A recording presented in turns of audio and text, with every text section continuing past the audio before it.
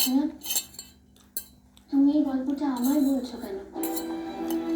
এর সাথে কাল রাতের কি সম্পর্ক আছে? সম্পর্ক আছে আছে। মধুমিতাকে জানিস? মৌয়ের মা। আম্মা, আমার ডাকছো? আয় আয় আয়, তোকে তো কি রে, চাঁদে হঠাৎ ঘুম লাগলো কেন? আর কি আংশি হয়ে আছে কেন, তাও আমার জন্মদিনের দিনে? কিছু না। আয় তো দেখি আমার কাছে।